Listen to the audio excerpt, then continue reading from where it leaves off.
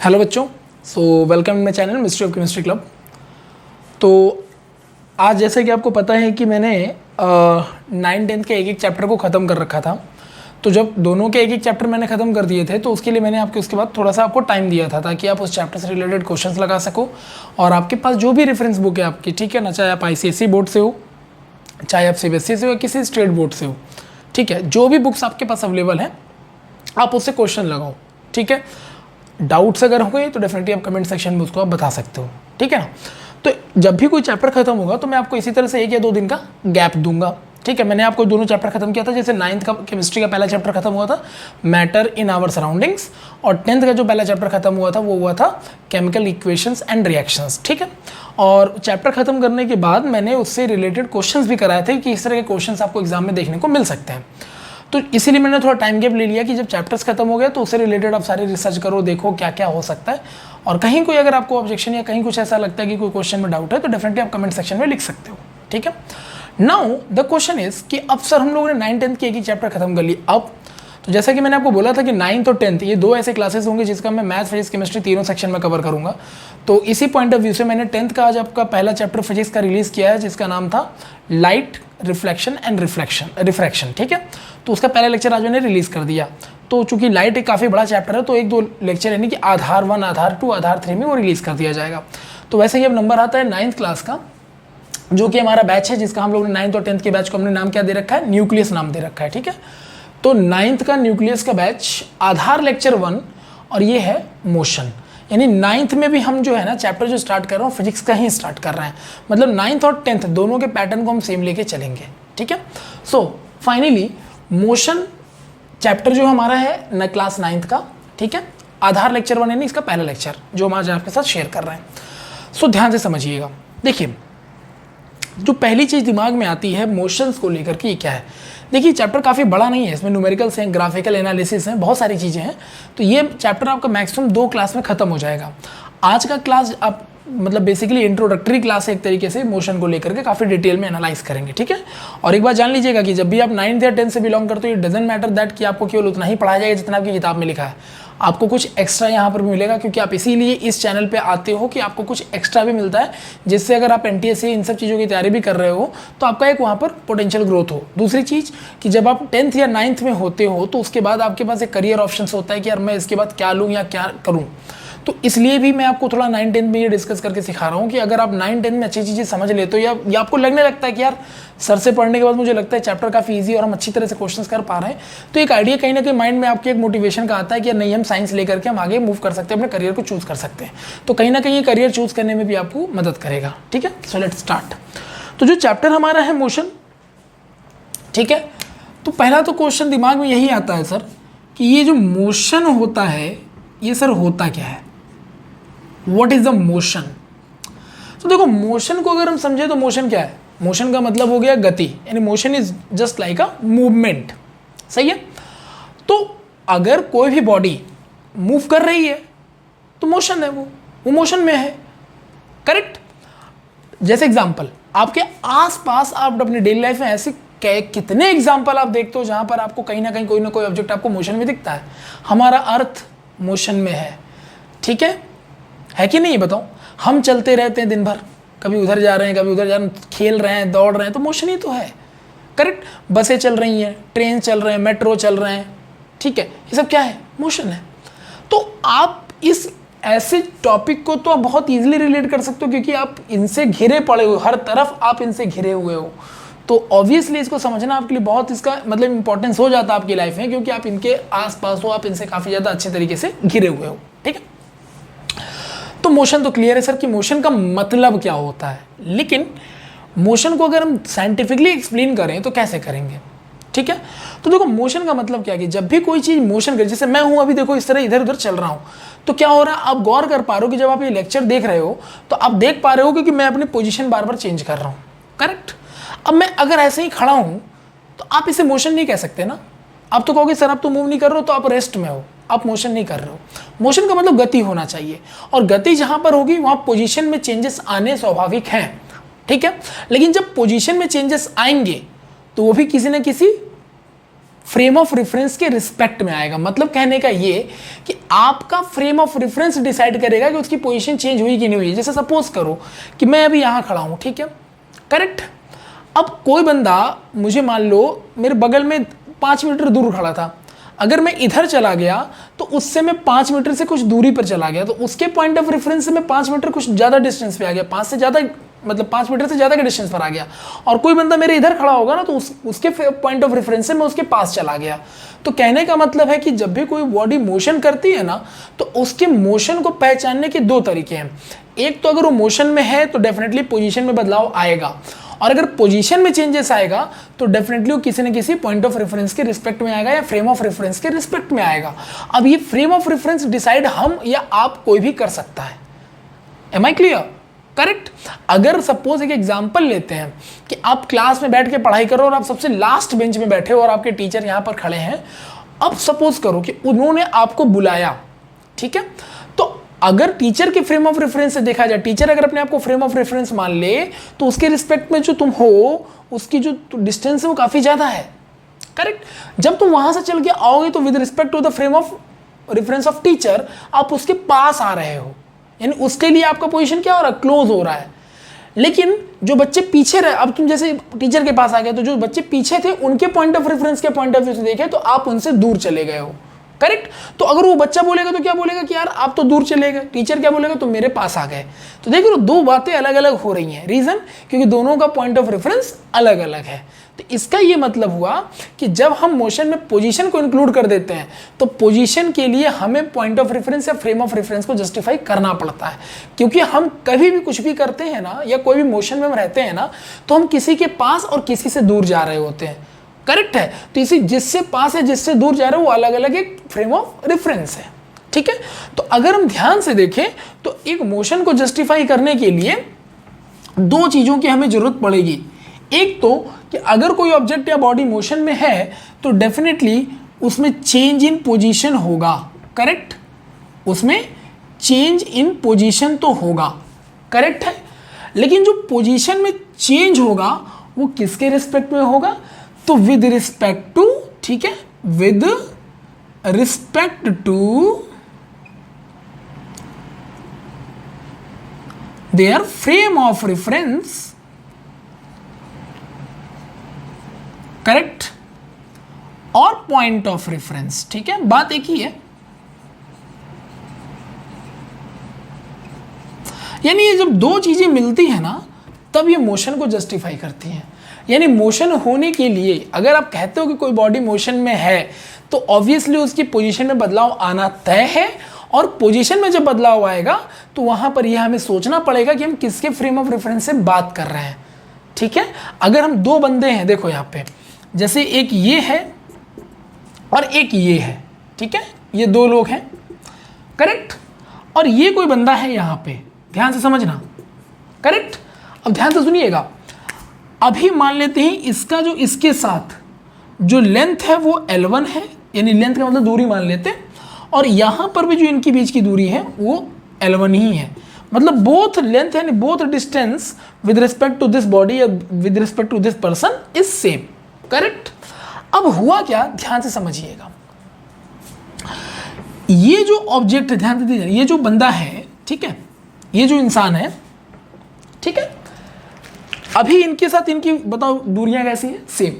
और अभी ये मोशन में नहीं है ना, क्योंकि ये रेस्ट में है, ठीक है। ये बॉडी इस समय किस पे बताओ, रेस्ट पे। Why it is in rest, because there is no change in position, because motion में पोजीशन का चेंज होना कंपलसरी है, ठीक है। अब क्वेश्चन ये उठता है कि अभी ये कहीं चल तो रहा नहीं है, ठीक है, तो इस बंदे के पॉइंट ऑफ रेफरेंस से बात करो, मतलब ये बंदे का पॉइंट ऑफ रेफरेंस मान लो, मतलब इसको अपना क्या मान लो, फ्रेम ऑफ रेफरेंस या पॉइंट ऑफ रेफरेंस मान लो। अब इसके हिसाब से सोचा जाए तो ये यार यहाँ पर है और ये चल नहीं रहा है तो रेस्ट में है, इसके हिसाब से भी सोचे तो ये चल नहीं रहा है, रेस्ट में है, और दोनों का इसके साथ डिस्टेंस सेम है, तो दोनों का जो पॉइंट ऑफ रेफरेंस है अभी इसके लिए कॉमन है, ठीक है। मतलब ये इससे जितनी दूरी पर है ये उससे उतनी ही दूरी पर है, करेक्ट। इसमें देयर इज नो मोशन। अब आप मुझे बताना, अगर ये इधर की तरफ चलने लगा, बताओ, अगर ये इधर की तरफ चलने लगा तो बताओ इसके पॉइंट ऑफ रेफरेंस से सोचो तो ये क्या बोलेगा कि यार ये जो है ना मेरे पास आ रहा है, करेक्ट। यानी जो इसकी पोजीशन है वो चेंज हो रही है, क्योंकि पहले यहाँ था लेकिन चल के अब यहाँ पहुँच रहा है। ठीक है, तो मान लो ये चल के यहाँ पहुँच गया, लेट्स सी ये चल के यहाँ पहुँच गया, डन। तो अभी ये बताओ इसके पॉइंट ऑफ रेफरेंस से आप इसको क्या बोलोगे कि this is very close to this one, correct, sure. तो पॉइंट ऑफ रेफरेंस से इसकी पोजीशन बदली कि नहीं बदली और कहाँ आ गई, इसके पास आ गई। लेकिन अब इसी चीज को, सेम चीज को इसके पॉइंट ऑफ रेफरेंस से सोचो तो इसके पॉइंट ऑफ रेफरेंस से सर ये तो काफी दूर निकल गया, तो इसके पॉइंट ऑफ रेफरेंस से यहां पर दूरी ज्यादा है, जबकि इसके पॉइंट ऑफ रेफरेंस से इसकी दूरी कम है। इसी को कहते हैं पॉइंट ऑफ रेफरेंस, करेक्ट। तो कभी भी आप अगर किसी की पोजीशन को जस्टिफाई करते हो ना, तो किसके रिस्पेक्ट में आप सोच रहे हो ये मैटर करता है। तो कुल मिलाकर के अगर ये बॉडी पहले रेस्ट में था, जब इसने चलना शुरू किया तो पोजीशन ऑटोमेटिकली बदलेगा, चलेगा तो कोई बदल नहीं है, तो चला तो पोजीशन बदला। अब जो पोजीशन बदला वो इसके पॉइंट ऑफ रेफरेंस से क्लोजर हो गया और इसके पॉइंट ऑफ रेफरेंस से फार हो गया, यानी कि इससे दूरी इसकी ज्यादा हो गई। तो कहने का मतलब है कि अगर कोई बॉडी मोशन में है तो पोजीशन में चेंज आएगा, जो कि हो रहा है, और आप जो पोजीशन में चेंज देखोगे वो with respect to their frame of reference या पॉइंट ऑफ रेफरेंस चेक करोगे। तो ओवरऑल जो मोशन की डेफिनेशन आ जाती है वो ये आ जाती है कि what do you mean by motion, then you can say the whenever any object और बॉडी, ठीक है, change their position with respect to given time, with respect to given frame of reference और point of reference, करेक्ट। तो आप जो है किसी को भी अपना पॉइंट ऑफ रेफरेंस बना करके आराम से पता कर सकते हो कि पोजीशन चेंज हो रहा है कि नहीं हो रहा है, और किसी भी पॉइंट ऑफ रेफरेंस के रिस्पेक्ट में अगर पोजीशन चेंज हो रहा है then we can say body is in motion, correct. I hope बहुत इजीली आपको समझ में आ गया होगा, ठीक है। अब मान लो आपकी स्कूल की दूरी आपके घर से 2 किलोमीटर है, लेकिन आपका जो दोस्त है वो स्कूल के बहुत पास ही रहता है, तो आपके पॉइंट ऑफ रेफरेंस से स्कूल का डिस्टेंस 2 किलोमीटर, लेकिन उसके पॉइंट ऑफ रेफरेंस से स्कूल का distance 500 metre. So you can see now चीजें बदल रही है ना। So that is a simple way, correct. यानी उसको स्कूल तक जाने के लिए 500 मीटर चलना पड़ेगा, उसको 500 मीटर अपना पोजीशन बदलना पड़ेगा, और जबकि आपको 2 किलोमीटर का पोजीशन चेंज करना है। सो सिंपली अगर आप देखो तो मोशन का मतलब हो गया कि बॉडी का पोजीशन में बदलाव आएगा, साथ में उसके पॉइंट ऑफ रेफरेंस या फ्रेम ऑफ रेफरेंस में के रिस्पेक्ट में चेंज हमको चेक करना है, ठीक है। So now tell me what is the definition of the motion, can you tell me now.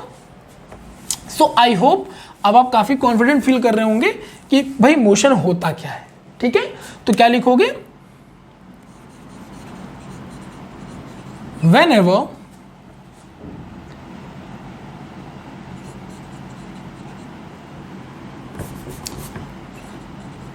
any object or body change their position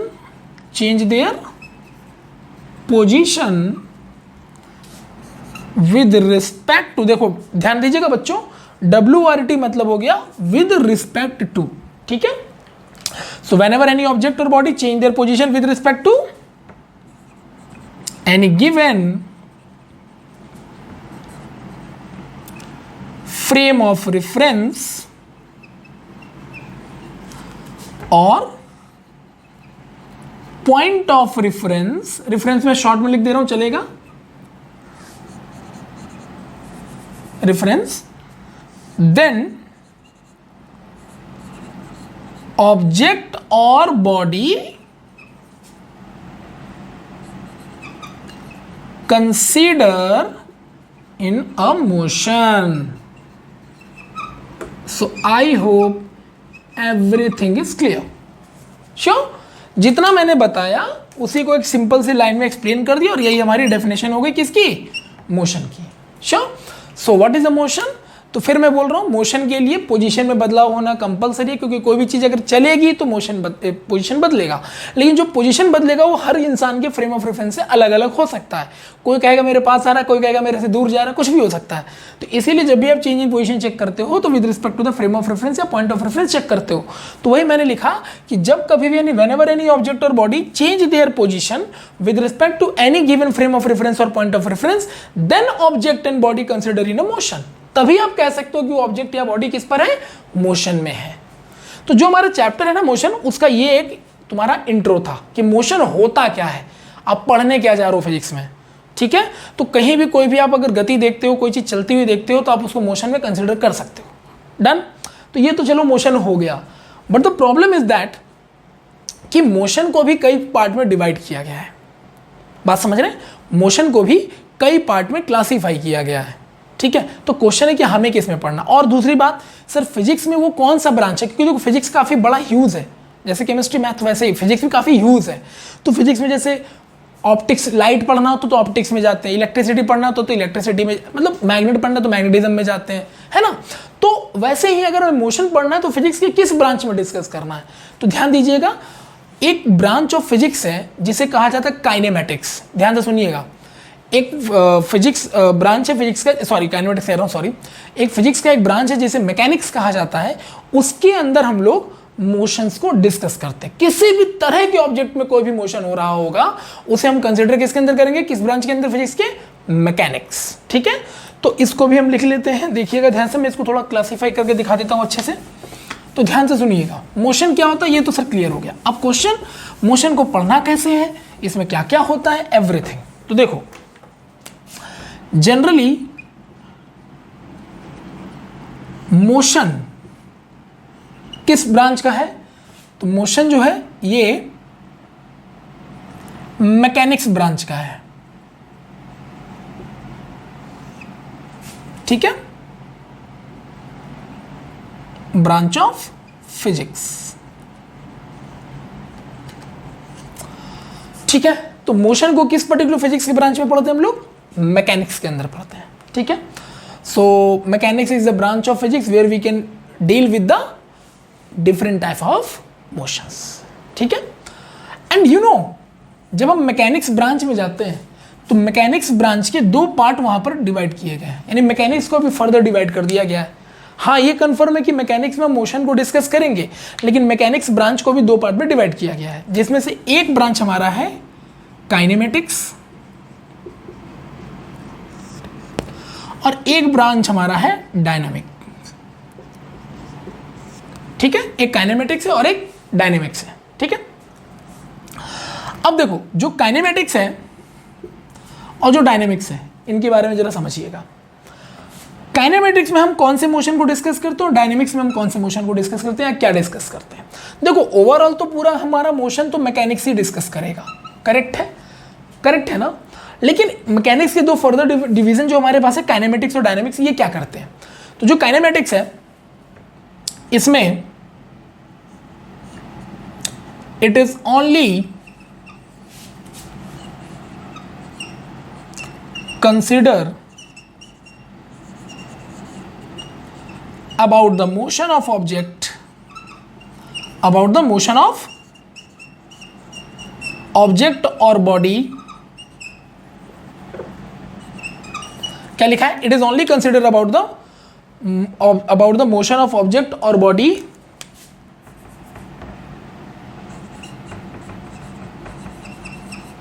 without their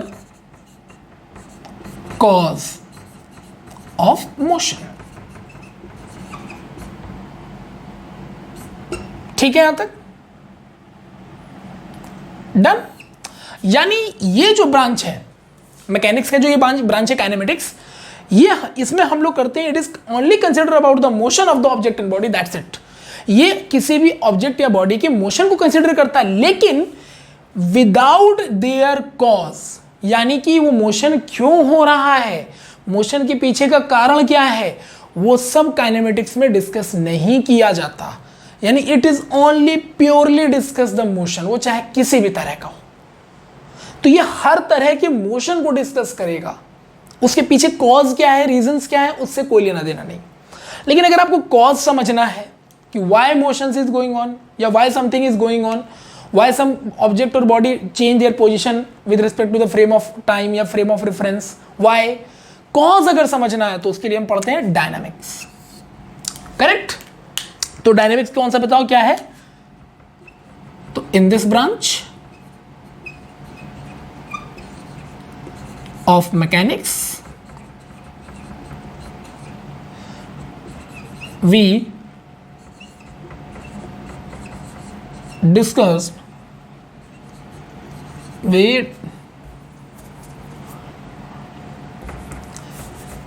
तो थोड़ा इजी कर देते हैं। In this branch of mechanics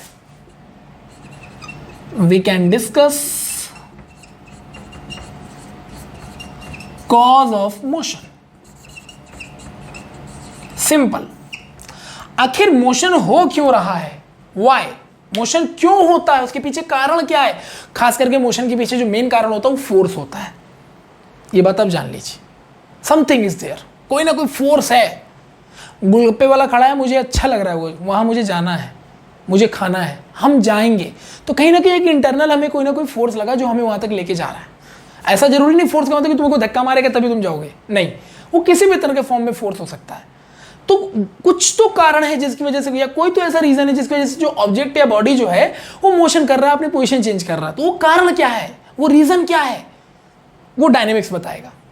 ठीक है, और अगर हम कॉज को इग्नोर कर दें, अगर हम कॉज को इग्नोर कर दे, रीजंस को इग्नोर कर दे, why motion is going there, why some body और ऑब्जेक्ट चेंज देयर पोजीशन, अगर हम इसे इग्नोर कर दे, रीजंस को हटा दें, हम केवल डिस्कस क्या करें, मोशन, बस, तो वो हम डिस्कस करते काइनेमेटिक्स में। ठीक है, अब ध्यान से सुनिएगा, जो काइनेमेटिक्स है और डायनेमिक्स है, अभी आपको मैं बिलीव करा रहा हूं 11th क्लास में जब आप जाओगे ना, अभी तो आप 9th में हो, 10th छोड़ दो, 11th में जब जाओगे तब तुम्हें काइनेमेटिक्स सीखने को मिलेगा। उसमें भी डायनेमिक्स के बारे में ज़्यादा डिस्कशन नहीं है। Is it clear to all of you? मतलब डायनेमिक्स का मतलब मोशन के कॉज को अभी हम लोगों को नहीं पढ़ना, 11th में भी नहीं पढ़ना, रिमेंबर दैट। 11th में भी जाके हम सीधे सीधे काइनेमेटिक्स को डिस्कस करते हैं, और काइनेमेटिक्स बहुत ह्यूज लेवल पर डिस्कस करते हैं। अब आप मुझे बच्चे बताइए कि आपके चैप्टर का नाम क्या है, मोशन। तो अब ये बताओ, अगर हमें मोशन डिस्कस करना है तो क्या इस चैप्टर में ऐसा कहीं लिखा है कि मोशन एंड देयर कॉज? नहीं, बिल्कुल नहीं लिखा है सर। इसका मतलब कि हम अगर मोशन जो पढ़ रहे हैं 9th स्टैंडर्ड में भी, वो भी काइनेमेटिक्स से रिलेट करके ही पढ़ रहे हैं, उसका डायनेमिक्स से लेना देना नहीं है। ठीक है, तो डायनामिक्स का मतलब जहां पर हम ये पढ़ते हैं कि भाई मोशंस के कॉज क्या है, रीजंस क्या है, जबकि यहां पर हम केवल पर्टिकुलर प्योरली केवल मोशंस को ही डिस्कस करते हैं, उसके पीछे रीजंस क्या है, कॉज क्या है, वो हम इग्नोर कर देते हैं। ठीक है, so this is the overall classification of the motion chapter, correct. तो अगर आपसे कोई पूछे व्हाट इज मोशन, तो now you can tell him what, या tell him or her what, कि whenever any object or body change their position with respect to the given frame of reference or point of reference is called motion, तब हम कह सकते हो body object motion में है। अच्छा, फिर कोई पूछ दे, अच्छा बताओ मोशन अगर फिजिक्स का चैप्टर है तो मोशन को फिजिक्स के किस ब्रांच से डील किया जाता है? तो मोशन को हम जिस ब्रांच ऑफ फिजिक्स से डील करते हैं, that branch of physics is known as mechanics. Okay, अच्छा, मैकेनिक्स में अगर हम डील करते हैं तो सपोज करो कि मोशन हो रहा है, हमें ये पता करना है कि मोशन किस वजह से हो रहा है, उसके पीछे कॉज क्या है, रीजंस क्या है। तो आपसे कोई पूछेगा बताओ इसको हम किस पर्टिकुलर ब्रांच ऑफ फिजिक्स से डील करेंगे, तो इसको मैकेनिक्स के पार्ट, जो मैकेनिक्स का जो ब्रांच है डायनामिक्स, उससे डील करेंगे। और अगर कोई बोले कि नहीं हमको केवल मोशन से मतलब है, हमें कॉज और रीजंस को इग्नोर करके चलना है, केवल मोशन डिस्कस करना है, तो फिर हम उसमें काइनेमेटिक्स को डिस्कस करेंगे। ठीक है, so I hope all of you are agree with this कि हमें मोशंस में डिस्कस क्या करना है। Okay, is it clear to all of you? चलिए, तो बताओ हम लोग को क्या डिस्कस करना है 11th क्लास तक भी? काइनेमेटिक्स। ठीक है, चलिए, सो this is all about the thing जिसके बारे में मैं आपसे बात कर रहा था। ठीक है, ओके सर, तो मोशन सर चैप्टर का इंट्रो आपने जबरदस्त दे दिया कि मोशन होता क्या है, इसमें हमें पढ़ना क्या है और क्या नहीं पढ़ना है, और क्यों पढ़ना है और किस ब्रांच के अंदर पढ़ना है। ओके ना? तो आज के बाद अगर आप अपने आसपास कुछ भी देख रहे हो, कुछ भी चलता हुआ नजर आ रहा है, दौड़ता हुआ नजर आ रहा है, ठीक है, आप भैया उसको काइनेमेटिक्स में ही सॉल्व कर सकते हो। रीजन जानना चाहते हो तो डायनेमिक्स के पास जाओ। ठीक है, चलो, ओके सर, ये मोशन हमें क्लियर हो गया, चैप्टर का इंट्रो क्लियर हो गया। अब इसके आगे क्या? देखो, जब हमने मोशंस को क्लियर कर लिया, मोशंस के कॉज तो हमें समझ नहीं लिया, मोशन हमने समझ लिया कि मोशन होता क्या है और फ्रेम ऑफ रेफरेंस क्या होता है। तो किसी भी तरह के पॉइंट को, किसी भी चीज को आप अपना फ्रेम ऑफ रेफरेंस बना सकते हो जिसके रिस्पेक्ट में आप ऑब्जेक्ट या बॉडी की पोजीशन को चेंज होते हुए देखते हो। इसको कहते हैं पॉइंट ऑफ रेफरेंस या frame of reference. Correct? Sure? तो what do you mean by frame of reference और पॉइंट ऑफ रेफरेंस? अगर मान लो ये क्वेश्चन आ जाए तो what do you mean by frame of reference और पॉइंट ऑफ रेफरेंस? ये क्या है? क्या बोलोगे? it is a particular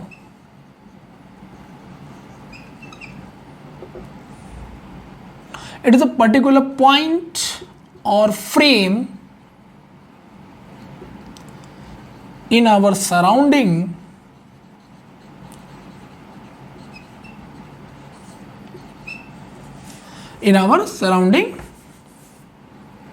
it is a particular point or frame in our surrounding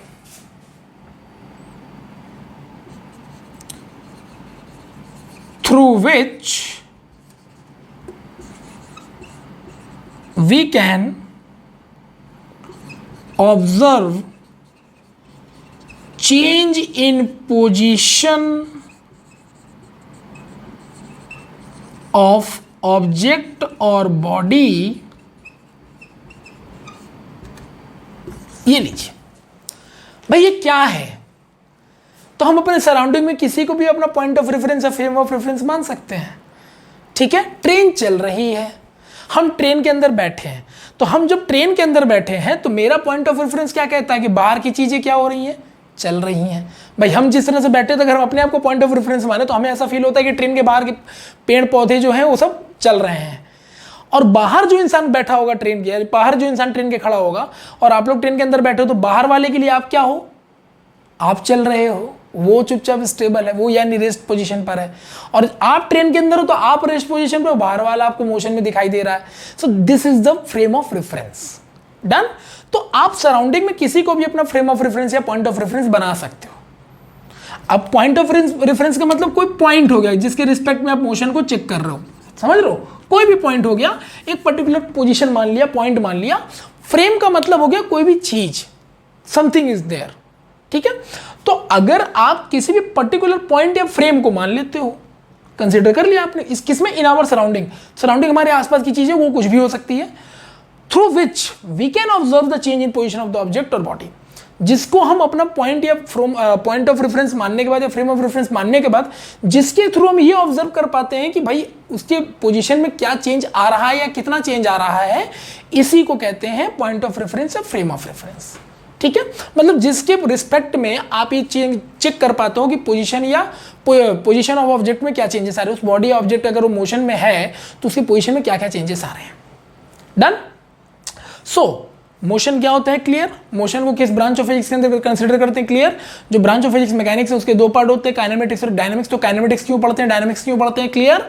and बार बार मैं बोल रहा हूं कि मोशन में किसी भी ऑब्जेक्ट की पोजीशन चेंज होती है, और साथ में जब भी जो भी पोजीशन चेंज होगी उसको किसी पॉइंट ऑफ रेफरेंस या फ्रेम ऑफ रेफरेंस के रिस्पेक्ट में देखेंगे, है ना। क्यों हमने आपको बताया क्लियरली क्यों ऐसा करना पड़ता है, नहीं तो ऐसे भाई पॉइंट ऑफ रेफरेंस और फ्रेम ऑफ रेफरेंस हमें यही नहीं बताता है कि भाई किसी के लिए वो पॉइंट ऑफ रेफरेंस के लिए कहेगा कि वो डिस्टेंस ज़्यादा है, या कोई ये सोचेगा मान लो दो लोग खड़े हैं एक दूसरे से कुछ दूरी पर, तो उसके रिस्पेक्ट में डिस्टेंस कुछ और हो सकता है और तुम्हारे रिस्पेक्ट में वो डिस्टेंस कुछ और हो सकता है। समझ में आ रही बात भाई। जैसे मान लो क्रिकेटर ने बॉल मारा, अब एक खिलाड़ी यहां पर है, ठीक है, और एक खिलाड़ी यहां पर है, सही है। तो इसके फ्रेम ऑफ रेफरेंस से सोचो तो ये है, और इसके फ्रेम ऑफ रेफरेंस से सोचो तो ये है। तो बॉल तो वही है ना यार, और चूंकि खिलाड़ी ने बॉल मारा है तो वो इस तरह से आ रहा है, ठीक है, बैट से पड़ा, ये मान लो बैट हो गया, ये मान लो बैट है, ठीक है। तो ये बैट से निकला है बॉल और जा रहा है, ठीक। अब कैच लेने की बारी है, तो ये x और ये y है, तुम्हें क्या लगता है किसके चांसेस कैच लेने के ज़्यादा है, तो ऑब्वियसली x के, क्योंकि इसके पॉइंट ऑफ रेफरेंस से देखें तो इसकी दूरी पास है, यानी ये ज़्यादा पास है बॉल के, जबकि इसके पॉइंट ऑफ रेफरेंस से इसकी डिस्टेंस ज़्यादा है, करेक्ट। तो ये फ्रेम ऑफ रेफरेंस ही तो हमें बताता है कि जो पोजीशन हो रहा है वो चेंज कैसे हो रहा है। तो इसलिए आपको किसी भी चीज़ का अगर मोशन है, अगर वो मोशन में है, भाई मोशन में कब है, जब वो अपनी पोजीशन चेंज कर रहा होगा। तो पोजीशन चेंज कर रहा होगा तो मोशन में तो ही है, लेकिन मोशन में होने के साथ साथ हमें ये भी देखना पड़ेगा कि किस पॉइंट ऑफ रेफरेंस के रिस्पेक्ट में हम उसको देख पा रहे हैं, क्योंकि अगर ऑब्जेक्ट मोशन में है तो पोजीशन में चेंज तो होगा ही, लेकिन साथ में पॉइंट ऑफ रेफरेंस के कंसिडर के साथ हम उस चीज़ को कंसिडर करते हैं, ठीक है। और करना पड़ता है, हमारी मजबूरी है, क्योंकि जिस हमारे लिए कुछ और हो सकता है तो दूसरे के लिए कुछ और हो सकता है पोजीशन। तो ऐसे में जब पोजीशन बार बार चेंज हो सकता है दूसरों के लिए, तो उसके लिए फ्रेम ऑफ रेफरेंस के रिस्पेक्ट में ही सोचना पड़ेगा कि भाई तुम्हारे हिसाब से क्या तो मेरे हिसाब से क्या। ठीक है, चलिए ओके। तो frame of reference clear, motion के टाइप, सब कुछ, ये सब कुछ बता दिया। नाउ द क्वेश्चन इज, ठीक है सर अब क्लियर हो गया कि मोशन बताने के लिए हमें फ्रेम ऑफ रेफरेंस कंसिडर करना होगा, ताकि उसकी वजह से हम पोजीशन में चेंज निकाल सके, तभी हम पता कर पाएंगे कि बॉडी हमारा मोशन में है तो कैसा है। नाउ द क्वेश्चन इज कि सर ये जो मोशन होता है ना, ये कितनी तरह का हो सकता है। मतलब आप बोल रहे हो कि कोई भी ऑब्जेक्ट या बॉडी अपनी पोजीशन चेंज करेगा, या कोई भी चीज़ गति में है, तो कितने तरह के मोशन दिखा सकता है सर।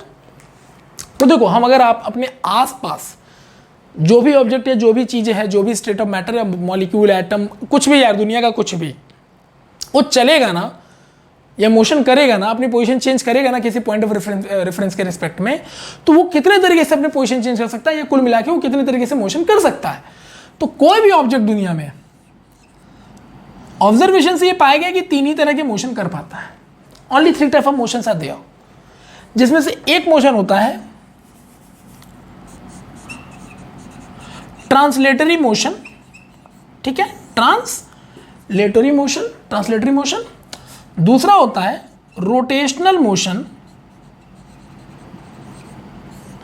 और तीसरा होता है वाइब्रेशनल मोशन। ठीक है बच्चों, तो ट्रांसलेटरी मोशन, ठीक है, rotational motion and vibrational motion. तो there are 3 type of the motions in nature. Done. Question ये, सर हम तो 9th के बच्चे हैं सर, इतना डिटेल में क्यों पढ़ेंगे। देखो ऐसा है, ये आप भी समझ रहे हो कि इतना डिटेल में आपको नहीं पढ़ाना है, सब 11th में जाके पढ़ोगे। तो क्वेश्चन है कि सर इन तीनों में से हमारे लिए बेटर कौन सा, हमें कौन सा पढ़ना है। तो पहले तो आप ये समझ लो कि ये होता क्या है, ट्रांसलेटरी मोशन क्या है, रोटेशनल मोशन क्या है, वाइब्रेशनल मोशन क्या है। तो ध्यान से समझिएगा। ट्रांसलेटरी मोशन कहता है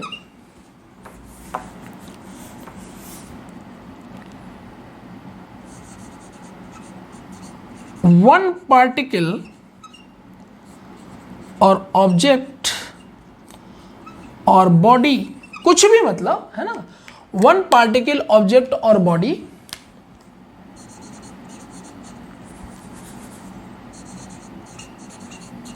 मूव फ्रॉम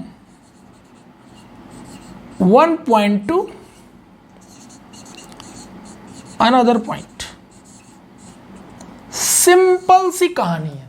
क्या बोल रहा है कि भैया हर वो मोशन ट्रांसलेटरी मोशन हो सकता है जहां पर वो पार्टिकल या ऑब्जेक्ट या जो भी बॉडी वो मोशन कर रहा है ना, वो किसी एक पॉइंट से दूसरे पॉइंट पे चला जाए, बस।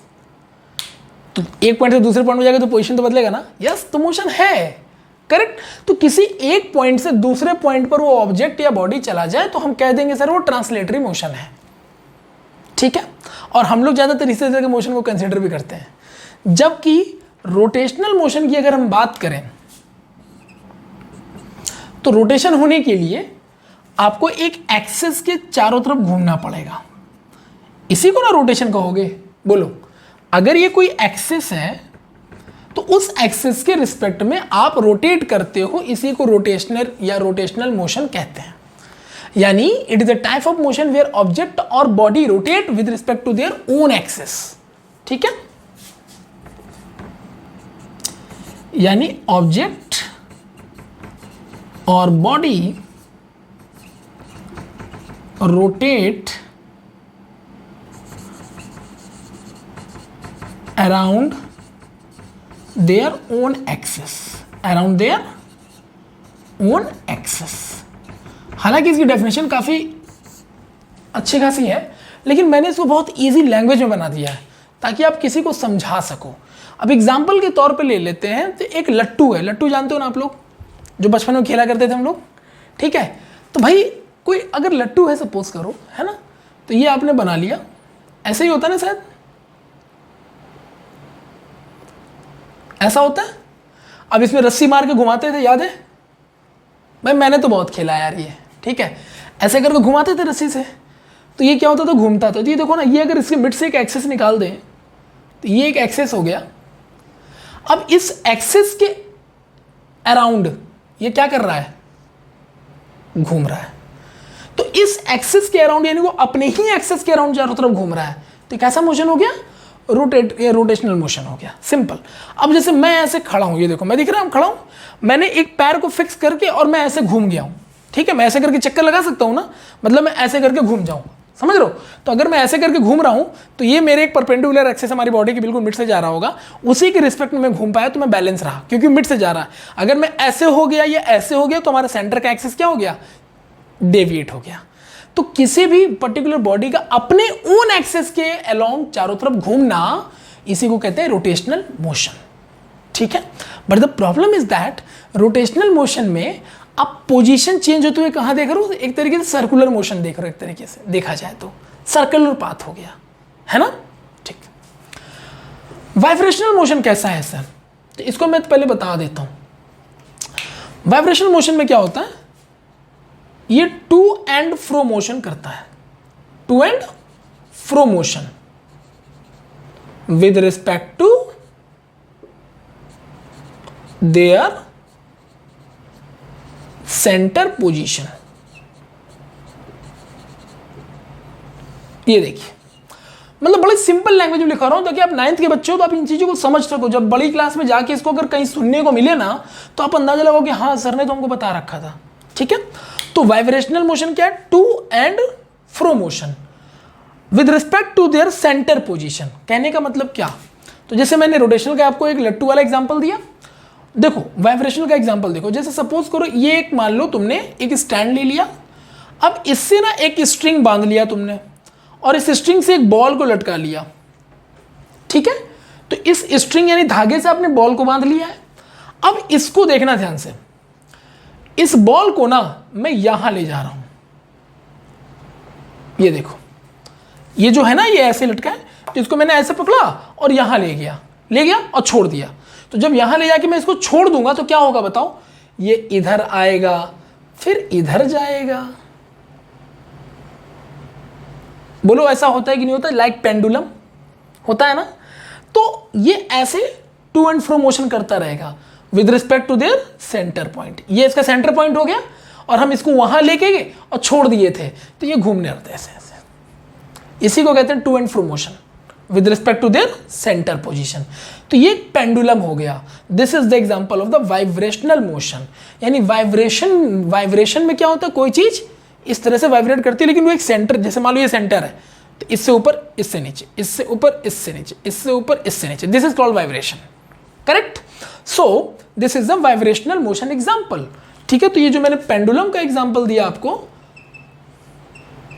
this is the example of vibrational motion.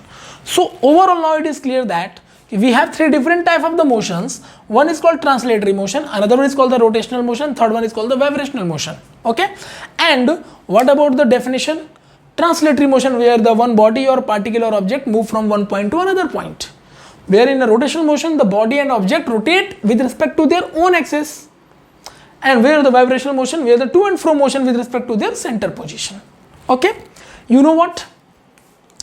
ये जो रोटेशनल और वाइब्रेशनल है, ठीक है ना, बहुत अच्छी बात है कि इन्हें हम दूर दूर तक नहीं पढ़ेंगे, बिल्कुल नहीं पढ़ेंगे, क्योंकि रोटेशनल मोशन के लिए 11th क्लास में पूरा एक अलग से चैप्टर बना हुआ है।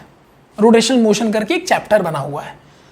वाइब्रेशनल मोशन के लिए हम लोगों ने 11th क्लास में एक chapter SHM, simple harmonic motion, ठीक है। और ये हार्मोनिक का मतलब होता है जो एक इक्वल इंटरवल के बाद अपने पाथ को बार बार रिपीट करता है, और ये ऐसा ही तो करता है, अपने पाथ को बार बार इक्वल इंटरवल के बाद रिपीट करता है। तो it is just like SHM, simple harmonic motion. तो वाइब्रेशनल मोशन को समझाने के लिए हमारे 11th क्लास में बहुत वास्ट लेवल पे SHM नाम का एक चैप्टर बना दिया गया है। मतलब जब आप 11th में जाओगे ना तो ट्रांसलेटरी मोशन के लिए अलग से चैप्टर है, रोटेशनल मोशन के लिए अलग से चैप्टर और वाइब्रेशनल मोशन के लिए अलग से, तो मतलब बहुत डेप्थ में जाना है 11th में आपको, ठीक है। लेकिन 9th स्टैंडर्ड में इनका डिस्कशन पॉसिबल नहीं है, क्योंकि अभी हमारा माइंड 9th क्लास के बच्चों के लिए इतना माइंड डेवलप नहीं होता कि इन चीज़ों को समझ सके, इसलिए यहीं पर इसको खत्म करते हैं। लेकिन ट्रांसलेटरी मोशन पे हम थोड़ा डिस्कशन कर लेंगे, क्योंकि आप 9th के बच्चे और आप अच्छी तरह जानते हो कि ये वो मोशन है जिससे हम ज़्यादा जुड़े रहते हैं, क्योंकि यहाँ पर एक बॉडी और एक पार्टिकल या कोई भी चीज़ एक पॉइंट से दूसरे पॉइंट की तरफ मूव कर रहा है, और ये मोशन हम बहुत आसानी से ऑब्जर्व करते हैं अपनी चारों तरफ। अब जैसे ये लट्टू वाला मोशन है, रोटेशनल और वाइब्रेशनल, ये हम बहुत रेयर केसेस में देख पाते हैं, लेकिन हम अपनी आंखों से और अपने आसपास हम जिन मोशन से ज़्यादा घिरे हुए हैं वो ये वाला मोशन है। तो इसीलिए 9th के बच्चों के लिए इसके साथ उनको यूज टू बनाया जा रहा है, ताकि यहाँ पर इस चीज़ को सीखें और आगे चल के इसको और अच्छे से समझ सकें। ठीक है, सो ओवरऑल मोशन कितने तरह के होते हैं? Translatory, rotational and vibrational. सबके तीनों के अलग अलग कॉन्सेप्ट हैं, सब कुछ क्लियर कर दिया, ये हम लोग डिस्कस नहीं करेंगे। और इनसे, इस मोशन से हम ज़्यादातर घिरे हुए हैं, तो इसके बारे में थोड़ी मोड़ी जानकारियाँ जुटा लेंगे, ज़्यादा नहीं, थोड़ी मोड़ी, इतना डिटेल में भी नहीं है 9th स्टैंडर्ड में। ठीक है, चलिए डन, ओके। चलो भाई, यहाँ तक तो हम समझ गए कि भैया मोशन की पूरी कहानी, मतलब इतना टाइम में आपको मैंने पूरा मोशन बहुत अच्छे से एक्सप्लेन कर दिया। और आई होप जितने अच्छे से एक्सप्लेन आपको मैंने किया, अगर ये आप हमेशा दिमाग में रखो, तो जब तक 11th क्लास आपका आ नहीं जाएगा ना, तब तक आपके दिमाग में सब चीज़ें घूमती रहेंगी।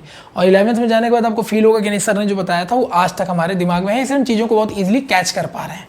ठीक है, तो 9th 10th क्या है? ये एक बेस बनाता है आपका कि सीनियर क्लासेस के लिए। ठीक है, चलिए, तो सर ये मोशंस के फंडे क्लियर हो गए। मोशंस क्या है, मोशंस के टाइप्स क्या है, मोशन को कैसे देखते हैं, मोशन कब देखा जाता है, मोशन क्यों पढ़ा जाता है, किस ब्रांच में पढ़ा जाता है, किस तरह के मोशन को डिस्कस करना, किस ब्रांच को डिस्कस करना, everything. Now the question is कि जब मोशन में हम ट्रांसलेटरी को पढ़ना चाहते हैं, किस मोशन को? ट्रांसलेटरी को। तो जो ट्रांसलेटरी मोशन होता है ना, ठीक है, जो तुम्हारा ट्रांसलेटरी मोशन होता है, एक्चुअली ये खुद 2 पार्ट में डिवाइडेड होता है। अरे सर इसका भी डिवीजन होता है? अरे क्यों नहीं होगा, आप सोच के देखो ना। ट्रांसलेटरी मोशन ने क्या बोला? भैया आप ना एक पॉइंट से दूसरे पॉइंट पे जा रहे हो, इसी को ट्रांसलेटरी मोशन बोल देंगे। लेकिन क्या ये जरूरी है कि हम इस पॉइंट से, या मान लो ये पॉइंट ए और ये पॉइंट बी है, तो जब मैं ए पॉइंट से बी पॉइंट पे जाऊंगा तो क्या जरूरी मैं ऐसे ही जाऊंगा? कोई रूल है क्या? नहीं ना। मेरा मन किया, मेरा घूमने का मन था, हम ऐसे जाएंगे, कौन रोक लेगा? है कि नहीं, बोलो, करेक्ट है ना। तो इस वे में देखा जाए तो we have the 2 different type of the translatory motion. One is called rectilinear motion, यानी rectilinear translatory motion, and the next one is called curvilinear translatory motion. ठीक है, so one is called rectilinear and second one is called curvilinear. अब मतलब आपको समझ में आ गया होगा। रेक्ट मतलब होता है स्ट्रेट, तो रेक्टिलिनियर मोशन का मतलब हो गया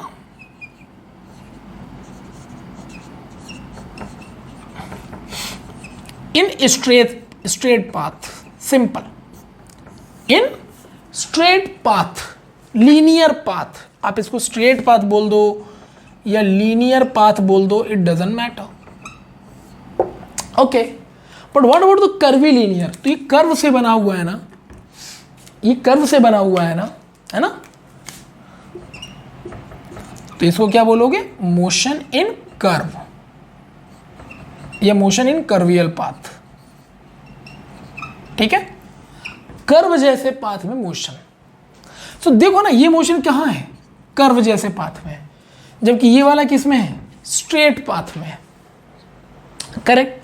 तो एक पॉइंट से दूसरे पॉइंट की तरफ जब कोई ऑब्जेक्ट मूव करता है या मोशन करता है तो उसे ट्रांसलेटरी मोशन कहा जाता है। और वही ट्रांसलेटरी मोशन में जब आप एक पॉइंट से दूसरे पॉइंट पे जाते हो तो वहां पर 2 तरह की सिचुएशन जनरेट हो सकती हैं। आइदर आप वो फर्स्ट पॉइंट से सेकंड पॉइंट पर आप स्ट्रेट जा सकते हो, either you can take the curve path. So we can say we have 2 options. So definitely we can classify the translatory motion into 2 part. One is called rectilinear motion and the second one is called curvilinear motion. Rectilinear motion means straight path or a linear path straight motion, and the curvilinear motion means the motion in the curvial path. Okay? तो यानी यहां पर भी मैं लिख देता हूं motion in straight path or linear path. I hope everything is clear to all of you. Done. तो ये छोटे छोटे जो पॉइंट्स मैं आपको यहां शेयर कर रहा हूं ना, ये बहुत कमाल की चीज है, मतलब डिटेलिंग आपका हो रहा प्रॉपर लेवल पे। ठीक है, so I hope it is clear to all of you, rectilinear and curvilinear. ठीक है, चलिए। और आप देखिएगा जब हम मोशंस पढ़ेंगे तो उसमें आप देखिएगा, हालांकि पढ़ तो रही हैं लेकिन इंट्रो चल रहा है अभी, लेकिन जब हम आगे पढ़ेंगे तो देखेंगे हम, हालांकि बहुत तरह की मोशन है। सर इसके रेक्टिलिनियर और कर्विलिनियर की एग्जांपल बताइए ना जरा। बहुत सिंपल है। ठीक है, आप अपने पेरेंट्स के साथ कभी आपके पेरेंट्स के पास चाहे साइकिल हो या कार हो या स्कूटर हो, स्कूटी, कुछ भी हो, ठीक है भाई, रोड हमारे ऐसे बने हुए हैं, ठीक है। अब आप और आपके फादर इस रोड से किसी व्हीकल से जा रहे थे, गाड़ी से जा रहे थे, तो बताओ अगर ये रोड सीधी होगी तो आप सीधी नहीं जाओगे यार, करेक्ट। तो जब आप एक सीधे रोड में मूव कर रहे हो तो बताओ यहाँ कौन सी मोशन कर रहे हो। अगर ये स्ट्रेट रोड है ना, अगर ये स्ट्रेट रोड है तो डेफिनेटली इसमें जो मोशन करोगे कौन सा करोगे, रेक्टिलिनियर मोशन होगा यहां पे। और अगर मान लो रोड ऐसी है, ऐसे, और आप लोग ऐसे जा रहे हो, मान लो हाईवे का रोड है या कहीं रोड है जहां पर थोड़ा सा घुमावदार है, आपको मुड़ना है, तो डेफिनेटली आप कुछ ऐसे पाथ में टर्न ले लोगे अपनी व्हीकल को, अपनी गाड़ी को, साइकिल को, जो भी। तो ये मोशन क्या हो गया बताओ, कर्विलिनियर मोशन हो गया, करेक्ट है। तो इसके तो एग्जांपल हम डेली लाइफ में देखते हैं यार, क्योंकि हमारे आसपास हम शहरों में चलते तो हैं, ऑटो से, बस से देखते तो हैं, तो रोड काफ़ी देर तक सीधी जाती है, फिर अचानक से लेफ्ट मुड़ जाती है। तो सीधी जब तक जा रहे हैं तब तक हम लीनियर मोशन कर रहे हैं, यानी रेक्टिलिनियर मोशन कर रहे हैं। हमने टर्न ले लिया अगर, तो हम कर्विलिनियर मोशन में आ गए हैं, ठीक है। तो इस तरह से मोशन लगातार फ्लक्चुएट होता रहता है। और ये जो टर्न ले रहे हैं या स्ट्रेट जा रहे हैं, किस लिए, एक पॉइंट से दूसरे पॉइंट में जाने के लिए। तो है तो ये ट्रांसलेटरी मोशन, लेकिन ट्रांसलेटरी का कौन सा पार्ट है, अगर आप स्ट्रेट रोड में जा रहे हो तो रेक्टिलिनियर पार्ट है, और अगर आप कर्वियल ले रहे हो मोड़ तो वो कर्विलिनियर पाथ है, ठीक है। चलिए, now the question is, everything is clear sir, now the question is कि सर हम मोशन को अच्छी तरह से समझ चुके हैं, अब सर मोशन में क्या, ठीक है। तो अब तुम लोग मुझे एक छोटी सी बात बताओ, जब आप मोशन की बात करते हो तो मोशन तो क्लियर हो गया आपको, लेकिन एक चीज आप भूल रहे हो कि आपको मैंने बताया कि केवल ट्रांसलेटरी मोशन आपके एग्जाम में, मतलब कि आपके सिलेबस में है। अब वो चाहे रेक्टिलिनियर हो चाहे कर्विलिनियर हो, देयर इज नो इशू, लेकिन ये कॉमन है कि हम एक पॉइंट से दूसरे पॉइंट में जाएंगे, श्योर। तो हमें समझ में आ गया कि सर जो हमारा मोशन चैप्टर है ना, इसमें पूरा का पूरा मोशन चैप्टर ट्रांसलेटरी मोशन को बिलोंग करेगा। इज इट क्लियर, ये तो मैंने आपको बता ही दिया है। अब जब ट्रांसलेटरी मोशन करोगे तो मैं बार बार तो ये बताऊंगा नहीं कि ट्रांसलेटरी मोशन में क्या होता है, एक पॉइंट से दूसरे पॉइंट में चलते हैं। तो जब हम ट्रांसलेटरी मोशन करते हैं तो हम एक पॉइंट से दूसरे पॉइंट में जाने की कोशिश करते हैं। अब जरा ध्यान से समझिएगा, ठीक है, बहुत ध्यान से। मान लीजिए हम ये पॉइंट पर हैं, इस पॉइंट का नाम एक्स है, ठीक है, इस पॉइंट पर है और इस पॉइंट का नाम एक्स है। हम यहां से एक्स से पॉइंट वाई पर गए, हम पहले x से पॉइंट y पर गए, तो हमने पता किया ना, तो मैं करीबन लगभग इसमें 4 सेंट या 4 मीटर चला। कितना मीटर चला, मान लो 4 मीटर चला, ठीक है। फिर मैं y से z पे गया, मेरा ये डेस्टिनेशन था, ये मेरा डेस्टिनेशन था कि भाई पहले मैं यहां से x पे खड़ा था, मैं यहां पे x से मैं y पे गया, फिर y से मैं z पे गया, तब मैं इस डेस्टिनेशन तक पहुंचा, करेक्ट।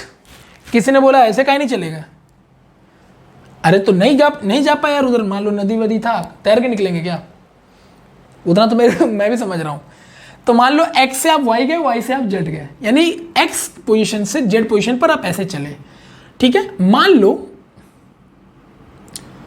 ये आप 3 मीटर चले, कितना चले आप, 3 मीटर चले, ठीक है। तो मुझे ये बताइए क्या ये ट्रांसलेटरी मोशन है या नहीं। Sir why not, translatory motion क्या कहता है कि भैया हम एक पॉइंट से दूसरे पॉइंट पे जाएंगे, चाहे जैसे जाए, एक पॉइंट से दूसरे पॉइंट पे जाना, वो डिस्टेंस कितना भी बड़ा हो सकता है, कितना भी छोटा, कुछ भी हो सकता है। हाँ सर, ट्रांसलेटरी मोशन तो है। तो देखो आप जो है ना, x से y एक पाथ में चल रहे हो, यानी x से y आपने एक पाथ में डिस्टेंस कवर किया, मान लो ये पाथ A है, इसमें आप 4 मीटर चले हो, ठीक है। और फिर y से आप z जा रहे हो, मान लो ये पाथ B आपने कवर किया और इसमें आपने 3 मीटर का डिस्टेंस कवर किया। चले, तो ध्यान से सुनिएगा जरा। तो अगर मैं आपसे पूछूं कि x से z तक आप जो गए हो, ध्यान से सुनना, x से z तक आप जो गए हो, इसको क्या बोला जाए। सर डिस्टेंस बोलते हैं, तो ये तो सबको पता है, बच्चों को भी पता है, डिस्टेंस है ना, हम लोग नॉर्मल लैंग्वेज यूज कर लेते हैं ना यार, अरे अमेरिका का डिस्टेंस पता है यहाँ से इतना है कि नहीं। अब इंडिया से अगर तुम अमेरिका का डिस्टेंस देख रहे हो तो इंडिया फ्रेम ऑफ रेफरेंस है, तुम पाकिस्तान से देखोगे तो पाकिस्तान फ्रेम ऑफ रेफरेंस है। मैंने आपको बताया था फ्रेम ऑफ रेफरेंस बदलेगा तो डिस्टेंस भी चेंज होगा। फिलहाल तो सर ये एक्स से वाई पे गए फिर वाई से जेड पे गए तो दिस इज कॉल्ड डिस्टेंस। यानी अगर पाथ ए और पाथ बी में टोटल चला गया एक्चुअल मूवमेंट निकाल लिया जाए तो इसी को कहा जाता है डिस्टेंस। तो कोई पूछ ले आपसे what do you mean by distance, the mean of distance is that the total covered actual path during the motion is called distance. और ये मोशन क्यों है, क्योंकि भाई साहब पहले ना आप यहां हुआ करते थे, फिर आप पोजीशन बदल के यहां पहुंच गए और फिर आपने पोजीशन बदल के यहां पहुंच गए, है ना। और कोई बंदा एक फ्रेम ऑफ रेफरेंस यहां पर अपनी आंखें लगा के तुमको देख रहा है, फ्रेम ऑफ रेफरेंस है भाई साहब, वो देख रहा है यार, अब उसके बाद काम नहीं है क्या कर रहा है, देख रहा है। तो ये देखा यार पहले बंदा यहां था फिर यहां पहुंच गया फिर यहां पहुंच गया, तो इस फ्रेम ऑफ रेफरेंस के रिस्पेक्ट में इसकी पोजीशन 3 बार 1 2 3 बार बदली है। अब पोजीशन फ्रेम ऑफ रेफरेंस के रिस्पेक्ट में बदल रही तो पक्का मोशन है। Is it clear, everything is clear. ये डेली लाइफ में आप देखते भी हो, ठीक है। अरे कई लोग ऐसे नहीं होते, देखा होगा यार कि बस स्टैंड वाले डिपो में कहीं भी बैठ जाते सड़क पे और लोगों को ऐसे देखते रहते हैं, देखते हो ना, जिनको काम दाम नहीं होता, ठीक है। तो वो तुम्हारे लिए किसका काम कर रहे हो, फ्रेम ऑफ रेफरेंस का। I think it is clear to all of you, okay. So इस फ्रेम ऑफ रेफरेंस के रिस्पेक्ट में यहां पर 3 बार पोजीशन बदली है और इस 3 बार पोजीशन बदलने में उसने जो पाथ कवर किया, जो टोटल पाथ उसने एक्चुअल पाथ जो उसने कवर किया है, इसी को कहा जाता है distance. So if anyone say you what is the distance, तो during the motion whenever any object और body covered actual path is called distance. Okay, so whenever any object or body move from one point to another point, then total covered actual path by that body or object during motion is called distance. Okay, तो distance की definition क्या हो जाएगी बताओ तो, यहाँ बता ही देता हूँ मैं डिफरेंस। distance की definition यहाँ लिख लेते हैं साइड में ना, तो क्या लिख लें बताओ, total actual path covered by object or body during translatory motion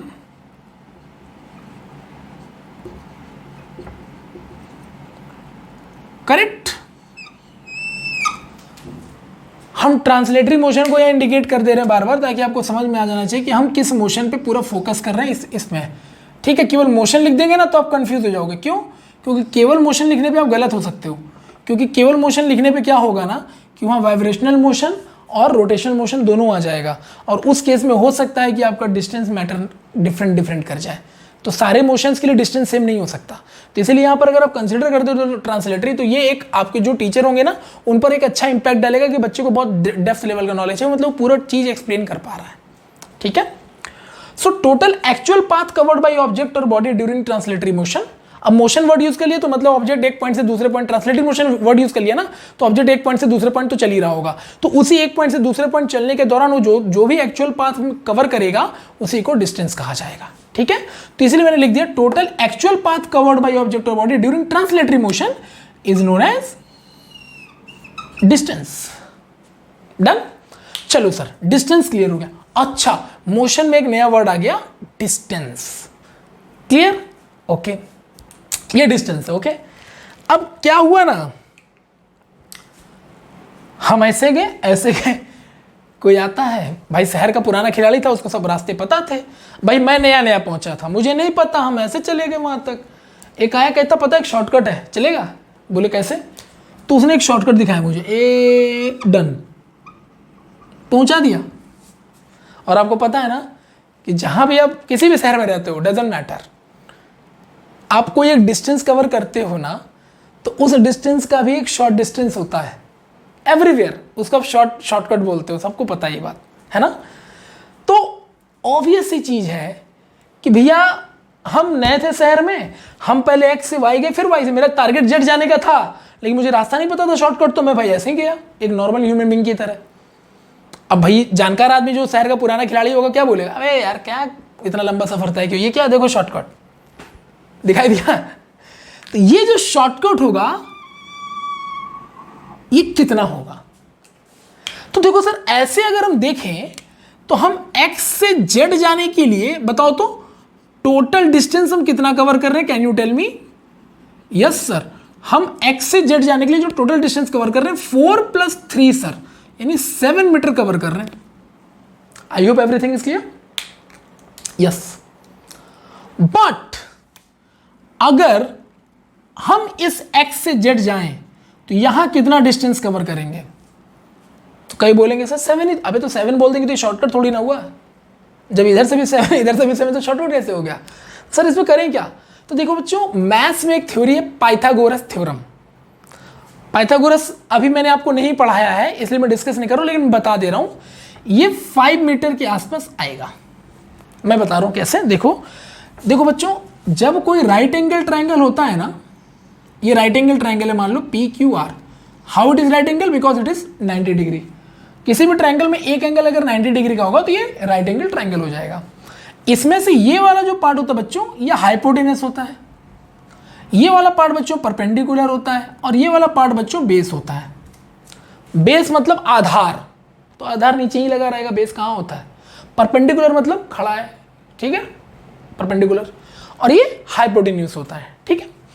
तो पाइथागोरस थ्योरम ये कहता है, यानी अकॉर्डिंग टू पाइथागोरस, में मैथ्स में आपको बताऊंगा इसको, ठीक है, पूरा प्रूफ करके।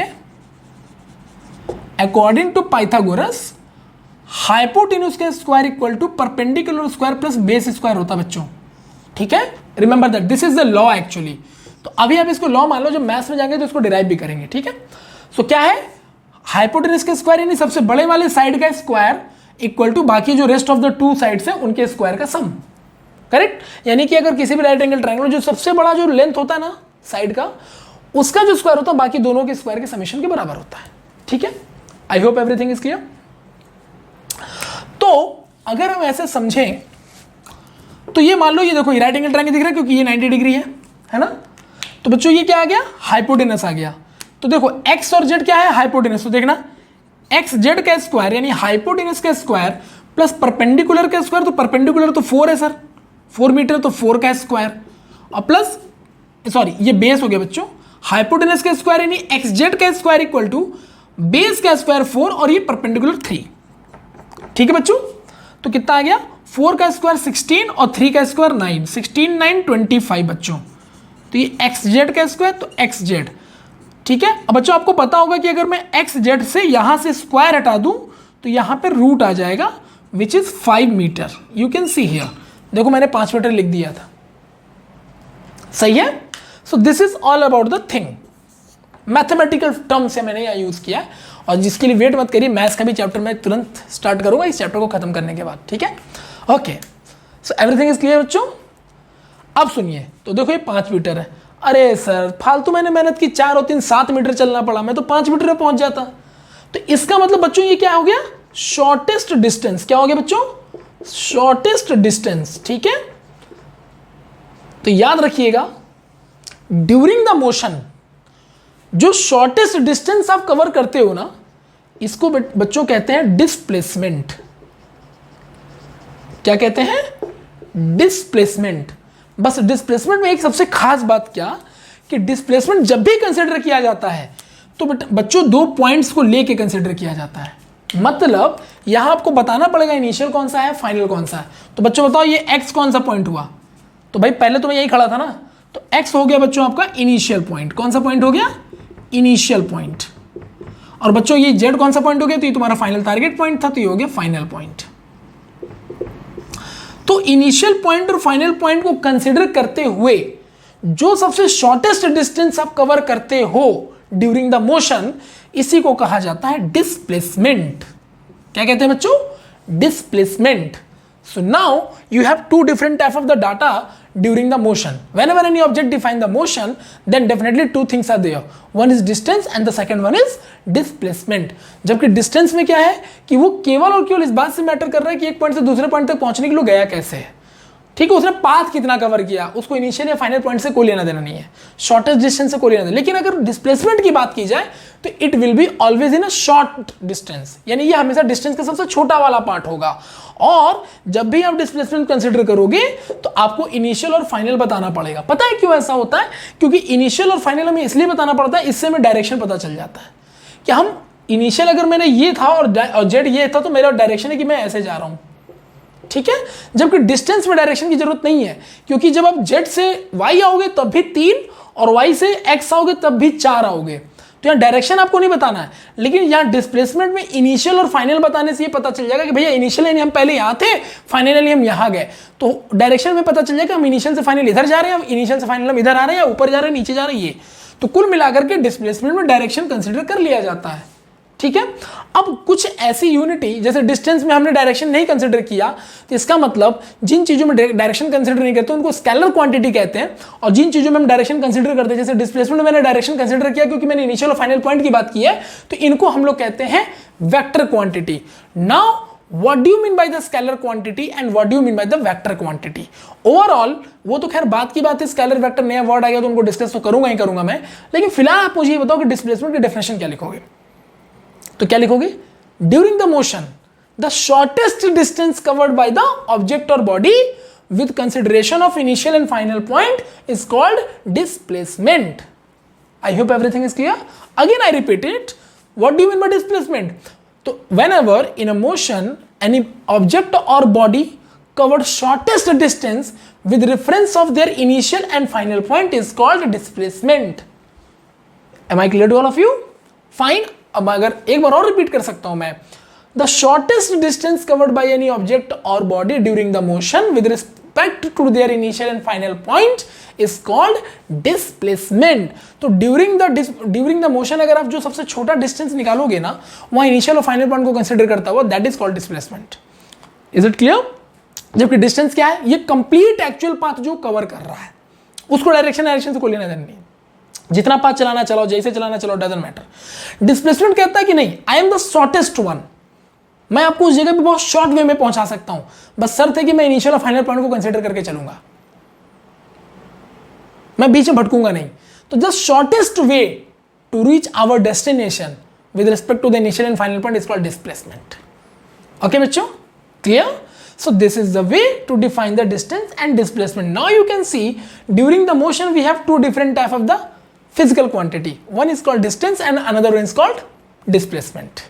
तो डिस्टेंस क्या है, डिस्प्लेसमेंट क्या है, एवरीथिंग इज क्लियर, ठीक है। अब जहां तक मैंने अभी बोला कि डिस्टेंस में डायरेक्शन नहीं है तो स्केलर क्वांटिटी और डायरेक्शन डिस्प्लेसमेंट में है, तो वेक्टर क्वांटिटी तो sir what do you mean bye scalar and vector, ठीक है, इसको भी डिटेल में डिस्कस करेंगे। यानी हमारा अगला जो सेक्शन आएगा आधार lecture 2 for the class 9th, वो हमारा आखिरी होगा और उसमें आप काफी कुछ खत्म कर लोगे, क्योंकि चैप्टर बड़ा नहीं है यार ये, लेकिन पता है इस चैप्टर को बहुत बेसिक लेवल पे अपने फंडामेंटल को स्ट्रॉन्ग करते हुए पढ़ना है, क्योंकि ये चैप्टर हमें दोबारा 11th क्लास में मिलने वाला और बहुत ही वास्ट लेवल पे मिलने वाला है। तो अगर आप 9th से ही अगर अपने फंडामेंट को स्ट्रॉन्ग करके चलोगे ना, तो डेफिनेटली आपको 11th में बहुत फायदा होगा, और कहीं ना कहीं इंटरनल मोटिवेशन भी आपको मिलेगा कि आप साइंस लो, आप कंपटीशन जाओ, क्योंकि आपके अंदर वो कैपेबिलिटी है कि आप एक प्रीमियर इंस्टीट्यूट ऑफ इंडिया में पढ़ सको, एक अच्छे करियर को जस्टिफाई कर सको आप। लेकिन शर्त यह है कि आप अगर अंदर से डर जाओगे तो आप साइंस नहीं लोगे। लेकिन यही है हमारे चैनल का सबसे अच्छा चीज़ कि कोई भी चीज़ आप जब पढ़ते हो तो आपको पूरा डिटेल में और बहुत अच्छे और सिंपल वर्ड्स में समझाया जा सकता है, ठीक है। सो आई होप आपने आज का लेक्चर एंजॉय किया होगा बच्चों। तो मिलते हैं आप लोगों से नेक्स्ट लेक्चर में, आधार लेक्चर 2 में, मोशन के सेकंड पार्ट में, जहां पर हम अदर चीज़ों को भी डिस्कस करेंगे जो मोशन को रिलेट करते हैं, ठीक है।